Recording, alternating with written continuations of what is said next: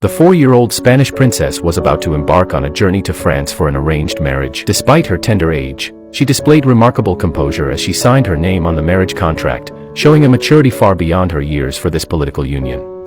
Je vais pouvoir regarder ce portrait de mon mari? Bien sûr, Majesté. Il vous appartient. Votre mari se fait un bonheur de vous l'envoyer. The princess's grace and poise made her father proud, especially compared to his son who fell short in comparison. Mon épouse? Où en est-elle de son voyage? Elle est en route. Ah oui. The prince wanted to ask more about his fiancée but was silenced by his father's stern gaze. Just like that, the marriage between the prince and princess was settled, officially launching the alliance between Spain and France. As her daughter prepared to leave for a foreign land, the mother pulled her aside for some final advice. Enterrement française, ma fille. Oubliez vos années espagnoles. Mariana wanted to say goodbye to her 2 absent brothers but faced her father's firm refusal. They were suffering from whooping cough with uncertain fates. The princess's most important task was to maintain her health and fulfill her mission as the embodiment of the Spanish-French alliance. Taking her father's instructions to heart, Mariana bid her farewells and departed with her lady-in-waiting, boarding the carriage bound for France. Despite the bumpy journey, the young princess showed no fear, until a raven blocked their path. Que faites-vous, madame? Je vois un oiseau qui porte le mauvais œil.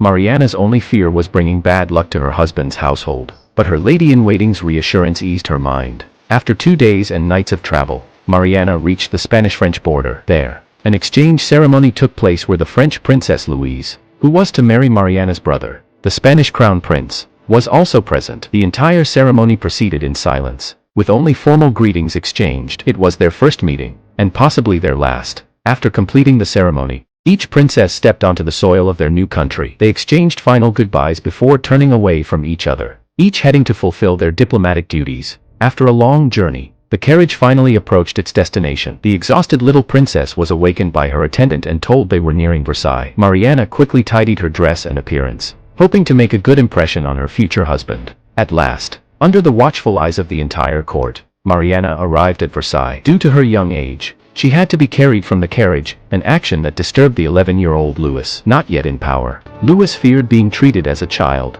especially by the regent. His even younger fiancée would only compound these concerns. After all, this polite but childish Spanish princess offered no help to his current predicament. Nevertheless, he pretended to welcome her. Once inside Versailles, away from the Spanish envoys, the young king expressed his displeasure. Louis not only arranged for her to stay in his deceased mother's bedroom but also made her sleep in the very bed where his mother had died. Et c'est aussi en ce lit qu'elle est morte. The innocent Mariana could only look to her attendant for help, but the king warned her that because of her arrival, the attendant who had cared for him since childhood would now be assigned to his younger wife instead. This explained Louis's hostility toward Mariana. At just 11 years old, he only understood that the woman who had always been by his side would now be taken away by this so-called wife. Too young to understand love, Louis didn't know how to treat Mariana properly, maintaining only superficial courtesy. Before she could recover from this shock, a courtier warned her. Madame, le roi vous prie de ne pas faire davantage, et il ordonne comme votre seigneur et maître.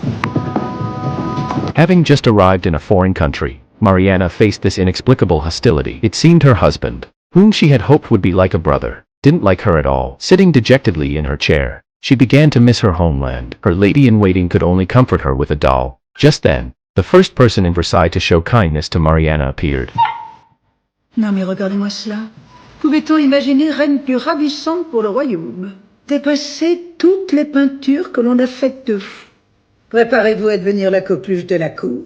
This person was Louis's grandmother. Her warmth and care brought comfort to the young Mariana in this strange place. Despite still being unwelcome in Louis's eyes, the optimistic Mariana quickly adapted to her new environment. Sa Majesté ne pourra tenir sa promesse de venir vous voir après dîner. Quand viendra-t-il alors? Quand il lui plaira. Although saddened by Louis's repeated cancellations, Mariana never expressed any dissatisfaction. Meanwhile, Louis, busy hunting, still avoided spending time with his young wife but discussed marriage issues with his married companions. Perhaps realizing he had been too cold toward his wife, Louis decided to make a gesture. One afternoon at Versailles, the young king brought a doll to his even younger wife as a gift. However, he coldly rejected Mariana's grateful embrace, still angry about losing the attendant who had raised him. Nevertheless, this doll became Mariana's most treasured possession. Je dois faire de la place à notre fils. Although too young to understand the meaning of marriage, Mariana had already accepted Louis as her husband. One day, Louis invited Mariana to go boating and tried to make conversation. Votre nouveau pays vous plaît-il? Beaucoup, Votre Majesté. Mais vous puis encore. Mariana's innocence caught Louis off guard, though he found her endearing. He didn't want to spend much time with her because she was just a child. If seen together frequently, he feared others would view him as a child too, exactly what the power-hungry Louis wanted to avoid. Mais vous m'aimez, n'est-ce pas? Nous en reparlerons lorsque vous ne serez plus un enfant. Si jamais vous sortez de cet état. With that, Louis signaled to end the outing, though young. Mariana took these words to heart, vowing to grow up quickly so Louis would like her. But would her devotion remain unrequited? The princess, sent to France at just 4 years old, could only find comfort in her nurse's arms when homesick. Seeing this, the 11-year-old Louis asked, Pourquoi cette tristesse, madame?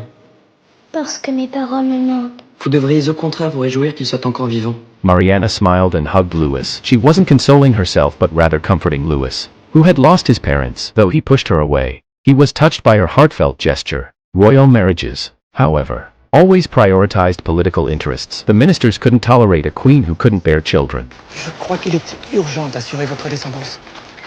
Je crains que l'enfant soit inadapté pour aider l'emploi. The minister advised Louis to abandon Mariana and marry an adult woman to continue the royal lineage. Before he could finish, Louis interrupted.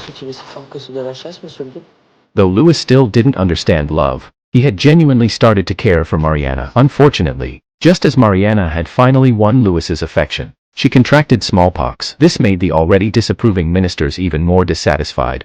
To avoid the threat of disease, the minister took Louis away from Versailles to enjoy some entertainment. During these outings, Louis remained melancholy, constantly worried about Mariana rather than alleviating his concerns. The minister sabotaged Mariana by entering her chamber while she was critically ill and taking away her doctor under the king's name. The powerless nurse could only silently pray for Mariana. Mariana fortunately survived, and the minister immediately informed King Louis. L'infant reine survit.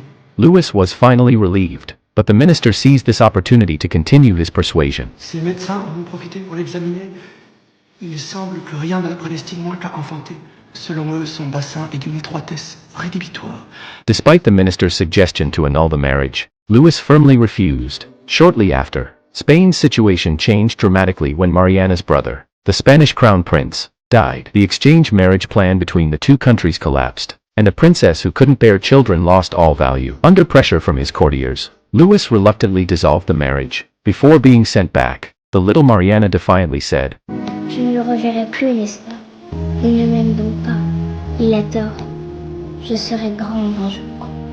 Louis watched sadly as she departed. She boarded the same carriage that had brought her to France, but this time with very different feelings about returning home. Perhaps for a princess, destiny was never truly in her own hands.